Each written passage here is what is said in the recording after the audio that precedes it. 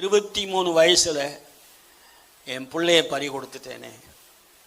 என் பிள்ளை எத்தனை தெய்வத்தை கும்பிடுச்சு, ஒரு தெய்வம் கூட என் பிள்ளைய என்ன செய்யல, காப்பாற்ற வரலையே. 23 வயசுல என் பிள்ளைய தூக்கி கொடுத்துட்டேனேன்னு சொல்லி எத்தனை குடும்பத்தில் எத்தனை தாய்மார்கள் அழுகிறாங்க. ஆண் பிள்ளைகளை பெண் பிள்ளைகளை பறி கொடுத்துட்டு. எதை நினைக்கல அவங்க, தேவனை நினைக்கல, அவருடைய கிருபையை நினைக்கல, அவருடைய இரக்கத்தை நினைக்கல. தேவனுடைய கிருபையை இரக்கத்தை நினைச்சா தற்கொலைக்கு நேராக என்ன செய்ய மாட்டாங்க, போக மாட்டாங்க.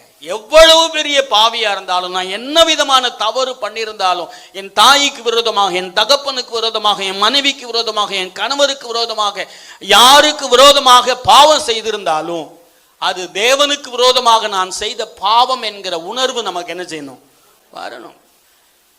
யோசேப்புங்கிற மனுஷனை குறித்து சொல்லும்போது, தேவனுக்கு விரோதமாக நான் பாவம் செய்வது, பொல்லாங்குக்கு உடன்பட்டு இப்படிப்பட்ட பாவத்தை செய்வது எப்படின்னு சொல்லிட்டு ஓடிட்டான். யோசேப்பு போல நம்ம என்ன செய்யணும், நம்மை காத்துக்கொள்ளணும். செய்யாத குற்றத்துக்கு அவன் தண்டனையை பெற்றுக்கொண்டான், சிறைச்சாலையில் இருந்தான். நான் செய்யல, ஆனாலும் தண்டிக்கப்படுகிறேன், பரவாயில்ல, பாவம் செய்யாதபடி என்னை காத்து கொண்டேன்ல, அது போதும். தண்டிக்கப்பட்டாலும் பரவாயில்ல, செய்யாத குற்றத்திற்கு தண்டிக்கப்பட்டாலும் பரவாயில்ல, நான் என்ன செய்யக்கூடாது, பாவம் செய்யக்கூடாது.